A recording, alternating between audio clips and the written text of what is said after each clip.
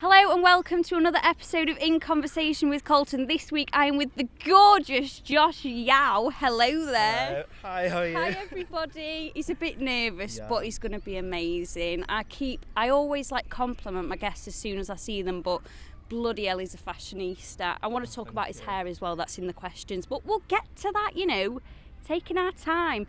So originally me and you connected because you sent Invisible, your tune, into the BBC Upload show, and I was literally captivated, mesmerised, hypnotised by it, and I would just urge anybody to go and watch it. But after this, please, I just want to talk to you about sort of like your musical style, because it can be quite gentle sometimes and then a bit more like upbeat other times. But in terms of Invisible, where did the inspiration for that come from?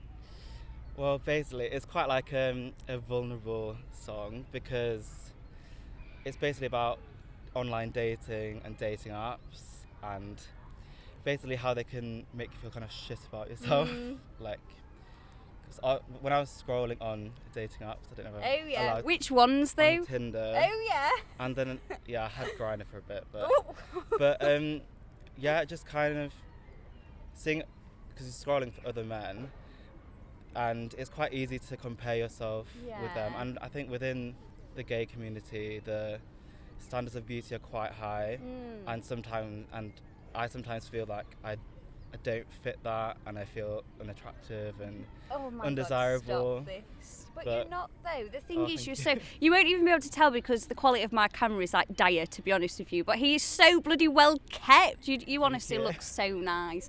If you were straight, I'd fancy it. Well, I do fancy you. I can fancy you even though you're gay. But thank you. There you go. We'd get in a different world or universe. Me and Josh would be married with kids. Okay.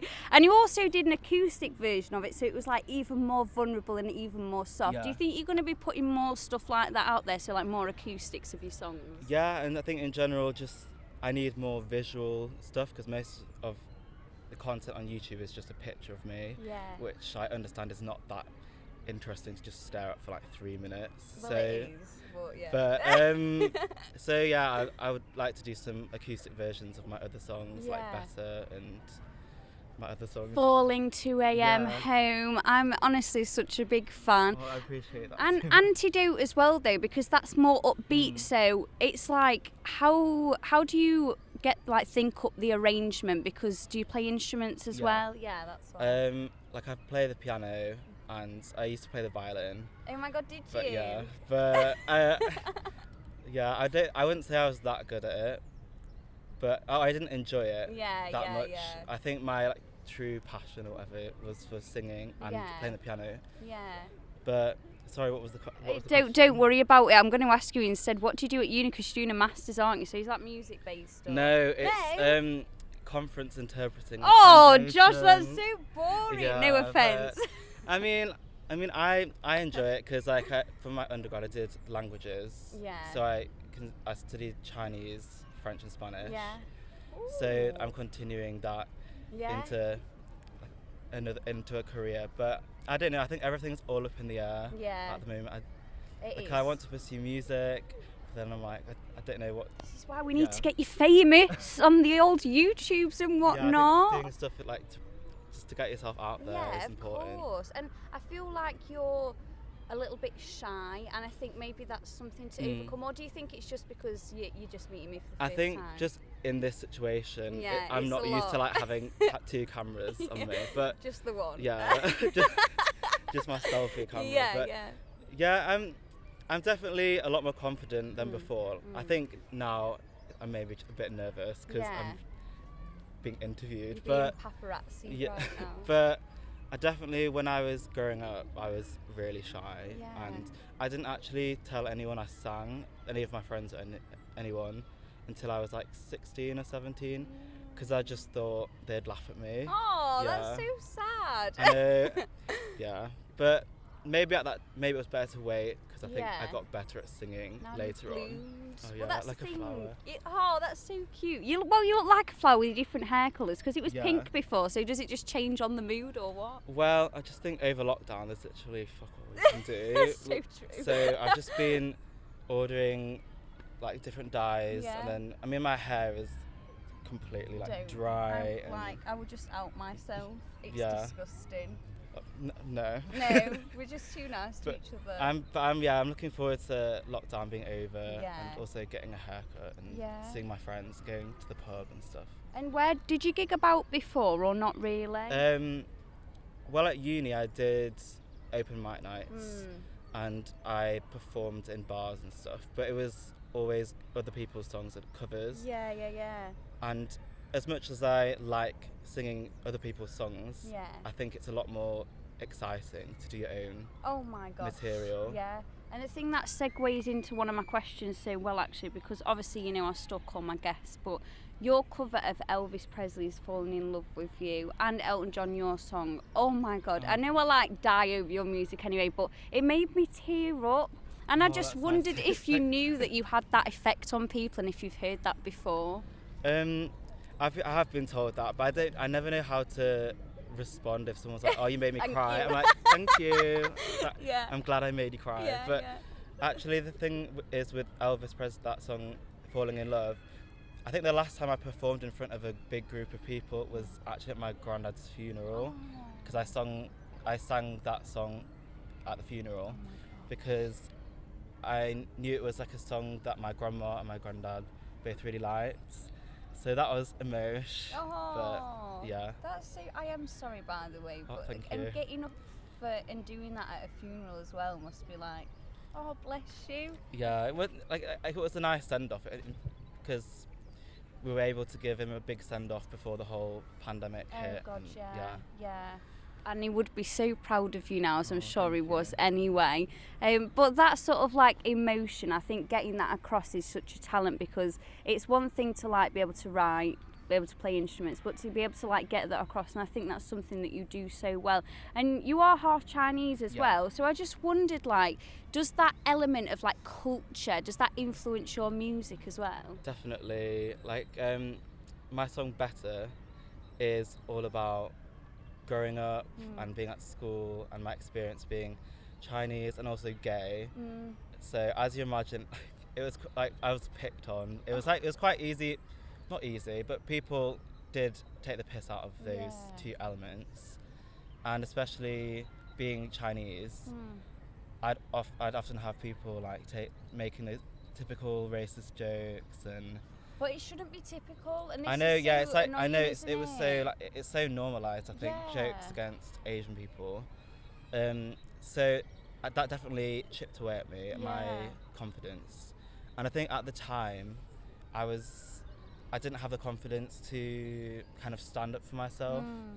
So I would just kind of put up with it or laugh along with it, or even it got to a point where I'd make the joke myself, God, because Josh. it's kind of that sort of thing where if I make the joke first, I'm more in control. And then looking back, I just felt really angry that I'd let people treat me like that and let people make me feel embarrassed of that part of my identity. So I think that song is documenting those feelings, but also the chorus and the second verse are a lot more positive, because it was about embracing my identity and being proud of who I am. And I've definitely embraced who I am. I'm openly gay and proud to be Chinese. Oh, see, woohoo! I love that for you. I am so sorry about that as well. I know it doesn't really make a difference, but there's a big thing at the moment about like stop Asian hate, and I saw an article even this morning on Twitter. I think a woman, or she'd like posted it to Vice or whatever, about there's so many people, Asian people, who just literally get beat up in the street. And sometimes when you think racism, you think, okay, so it's like whites against blacks, but it's like a complete other section for like Asian people. And it's so rubbish that you've had to deal with that, because where are these kids learning that? Either from their parents, like somebody's saying it, and that's just so disgusting. Like, I mean, we could just talk about it. Yeah, I could talk about this for ages, but I also think TV programs and the media and films definitely stereotypes. help perpetuate those Asian stereotypes. And definitely, yeah, you're right. With coronavirus, there's been a rise in hate crimes. So yeah, and that's what's so. And this is why, thank God, Donald Trump is not in power. Because I work for the BBC, I'm not meant to get political, but I will get political about that. It's just so stupid. And okay, back to the music chat. But it is good to talk about those things, of course. If you could. Because you didn't gig much before, it was more just like open mic nights. If you could, in Sheffield, where do you think you would like get out and sing Josh Yau originals? I honestly don't know. Just anywhere or have me. Anywhere. Yeah. I mean, the only places I know are Plug. That's it. Is it even called Plug anymore? I think it's called Warehouse. I don't know. I've not been there since I started going out ages ago. What about? Did you say you were at uni at Leeds or something? Yeah. What about there? Yeah, definitely in Leeds, because there's such a big music scene. I mean, there's a big music scene here as well, but Leeds there's lots of things going on. Yeah. It's just a shame that as soon as I arrived in Leeds, first I got corona. Oh my God, did you? Within a week of moving there. I think what was it like? Not very nice. Yeah, but I'm here. He's alive, guys. He's alive. But yeah, I think me and a lot of my friends all got at the same time with I think it was the student wave or whatever. God, yeah. But definitely after the Easter, I think I'm going to move back, and hopefully by then there'll be more things open. Yeah. And I'd love to perform live. I would love to come and watch you. I think I would definitely. cry and laugh and everything. Thanks for letting me know. But he is part of a musical family because his brother, aka Cleaver Blue, is a musical artist. But you're very, very, very different. So how do you think? Is he older than you or younger? No, he's a year younger than me. So you've grown up close though, haven't you? You are close. So why do you think you are so different musically? I think the sort of music that he's grown up listening to and mine are very different. He's into Elliott Smith and other people. But then I grew up Lady Gaga. Yes. When I was younger, I just loved Britney Spears. Yeah. And recently, I think a big influence for my voice was Amy Winehouse. Yeah. And I loved Florence and the Machine, Sam Smith, years and years.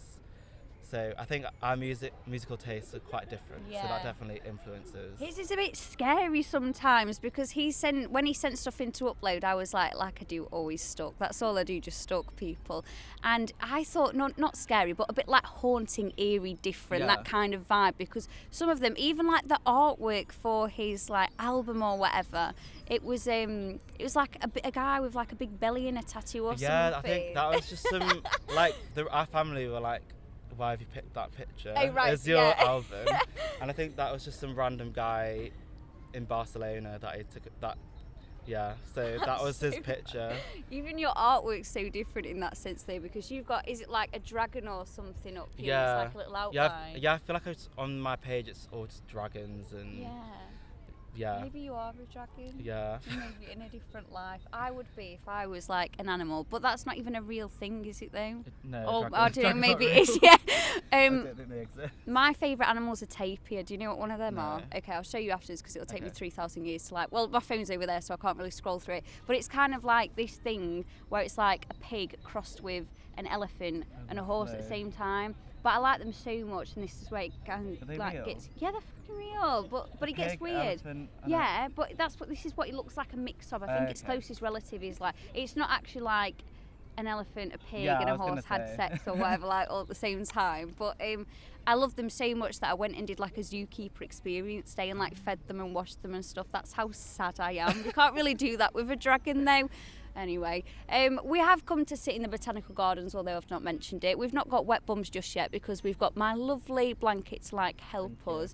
But what are you going to be doing now for the rest of the year? Because obviously we've got 9 months left. Things might be reopening. We don't know. We're being told they are, but never say never because we might be in another lockdown next week, whatever number it is. I could not deal with that. But what are you going to do with your music? Are you going to put out, are you going to do more? I know you said you do more acoustics, but have you got more songs lined up to put out? Yeah, I've been recording quite a lot over this third lockdown. and I'm hoping to release an EP soon with some. I think Invisible will be on there. Yeah, my favourite. Because I really like that song. Yeah.